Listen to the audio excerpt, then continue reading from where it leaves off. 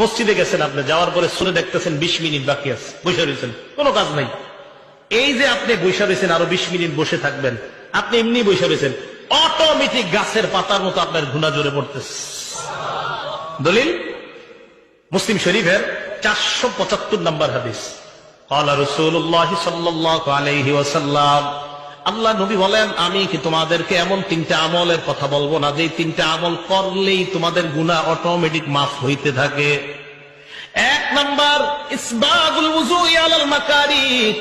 তুমি অপছন্দ অপছন্দ মানে কষ্ট হইতেছে ওযু করতে, কষ্ট, এরপরেও তুমি ওযু করা, ওযু করতে কষ্ট হইতেছে, এরপরে ওযু করা। ওযু করতে কষ্ট হয়, মনে করেন এই জায়গায় একটু সমস্যা আছে, তো আপনি আস্তে ধীরে ওযু করতেছেন, কষ্ট। 1 নাম্বার কষ্ট হইল ওযু করা। 2 নাম্বার কাসরাতুল খুতা ইলাল মাসাজিদ, হাইটা বেশি বেশি মসজিদে যাওয়া। 3 নাম্বার ইন্তিজারুস সালাতি বাদাস সালাত, নামাজের অপেক্ষায় বসে থাকা। এই 3টা আমল তোমরা করতেছো, গাছের পাতার মতো গুনাহ জড়ে পড়ে যায়। এই জায়গায় গাছের পাতা শব্দটা নাই, এখানে আসছে গুনাহ জড়ে পড়ে। আরেক হাদিসে আছে নবীজি সাল্লাল্লাহু আলাইহি ওয়াসাল্লাম বের হইতেছে, সাহাবা তাকায় রইছে, তো মাথায় লাইগা গাছের পাতা ঝরে পড়তেছে, তাকায় রইছে। নবীজি বলেন, কি ব্যাপার, আশ্চর্য হইতেছো, গাছের পাতা পড়তেছে?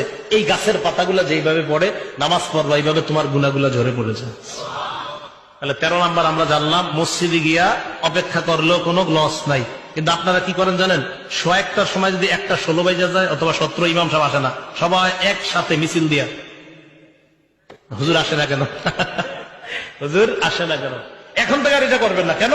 যে হুজুর আসতে 2 মিনিট দেরি হইলে আমার লাভ, 2 মিনিট আরো গুনাহ ঝরবে। ঠিক আছে না?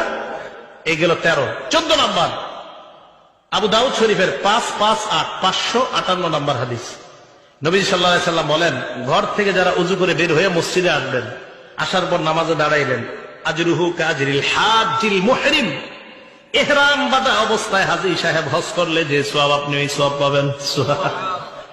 নামাজে গেলে আপনি দেখেন কত পরিমাণ সওয়াব, হজের সওয়াব। নামাজে গেলে গুনাহ মাফের সওয়াব, নামাজে গেলে মর্যাদা বাড়ার সওয়াব, নামাজে গেলে নবীর কাছে জান্নাতে থাকার ফজিলত। আর কি চান? মানুষ বুঝে না, মানুষ দুনিয়ার সব করে নামাজ ছাড়া। বিশ্বাস করেন, আমাদের সব সুন্দর নামাজ ছাড়া। আমরা যারা নামাজ পড়িও নামাজটা সুন্দর হয় না আমাদের। আমি আপনাদেরকে বলছি, বুখারী শরীফের 757 নম্বর হাদিস দিয়া, নামাজটা যেন খুব ধীর স্থিরতার সাথে সুন্দরভাবে হয়। হবে না ইনশাআল্লাহ? অনেক সময় হয়ে গেল। 15 নাম্বার উপকারিতা, এটা কিতাব আছে আল জামিউস সগীর বা সহিহুল জামে 445 নাম্বার হাদিস। এই হাদিসে আসছে, দেখেন কি মজার হাদিস। আপনারা যারা মসজিদে নামাজ পড়তে যান, যাওয়ার পর এরপরে বাসায় ফিরে আসার আগ পর্যন্ত, কানা ফিস সালাতি হাত্তা ইয়ারজিআ, বাসায় ফিরে আসার আগ পর্যন্ত ওই ব্যক্তি নামাজে থাকলে যে সওয়াব, বাসায় যাওয়ার আগ পর্যন্ত অন্য গুনাহ করেন না, এদিক সেদিক টিভিতে দাঁড়ায়েন না, নামাজে গেছেন আবার বাসায় চলে গেছেন, আল্লাহ আপনাকে বাসায় যাওয়ার আগ পর্যন্ত সওয়াব দিতেই থাকে। লস আছে? নাই। আল্লাহ পাক রব্বুল আলামিন যে কথাগুলো শুনলাম বললাম, আমাদেরকে আমল করার তৌফিক দান করেন। আপনারা কম মানুষ হওয়া সত্ত্বেও আমি আলোচনা অনেক বেশি করছি, অথচ আমি অনেক মানুষের মাঝেও 65 মিনিটের বেশি আলোচনা করি না, কিন্তু কেন জানি করে ফেলছি। আল্লাহ পাক রব্বুল আলামিন আমাদের সকলকে যা শুনলাম বললাম, ভাই আমরা নামাজি হয়ে যাই। আজকে একজন নামাজি হয়ে যান, মানুষ কম বেশি কোনো ব্যাপার না, একজন নামাজি হয়ে যান, মাহফিল কবুল, মাহফিল কবুল হয়ে যাবে। নামাজি হয়ে যান, মাহফিল কবুল।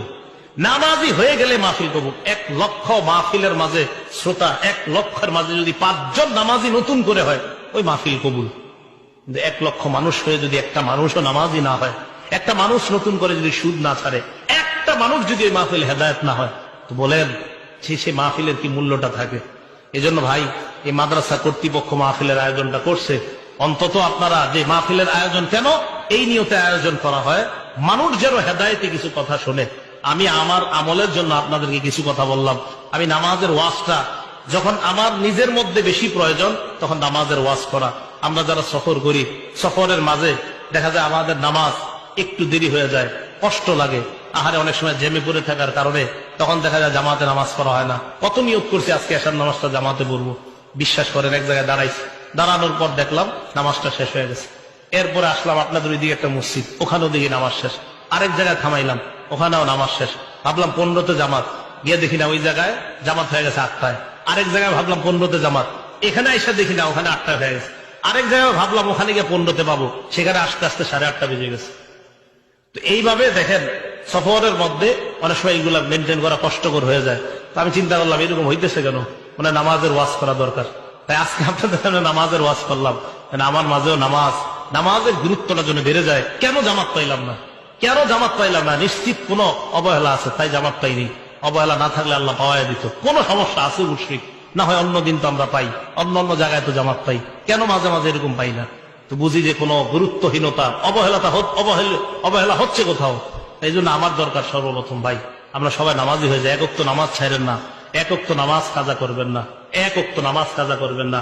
বাবা লাগেন, ভাই লাগেন, স্টেজে আসেন, পায়ে ধরতে বলেন, তাও ধরতে রাজি আছে। নামাজ ছাড়েন না, দুনিয়ার সবকিছুর সাথে আপোষ করেন, নামাজের সাথে আপোষ করেন না। এক ওয়াক্ত নামাজ ছাড়েন না। বিশ্বাস করেন, নামাজ যদি আপনি ছেড়ে দেন, আল্লাহ আপনি নামাজ ছেড়ে দিলে আর কবে আপনি আল্লাহরে রাজি করবেন বলেন? আপনি আল্লাহ, যে আল্লাহ আপনারে বানাইলো, আল্লাহ বললেন 5 ওয়াক্ত নামাজ। দেখেন তাবলিগ ওয়ালা সাথী ভাইয়েরা দাওয়াত দিতে গেলেই বলে লুঙ্গির একটু সমস্যা আছে, আপনি যান পরে আসতেছে। 7 দিন দাওয়াত দেয়, তাও একই কথা বলে পরে আসতেছে। সবকিছু তার রেডি আছে। একটু ভাবেন তো, আপনার যদি গিয়ে বলতো 1 প্যাকেট বিরিয়ানি দেওয়া হবে, কেউ হাসবেন না। আপনাকে নামাজের কথাটা বললে আপনি বলেন একটু পরে আসতেছে।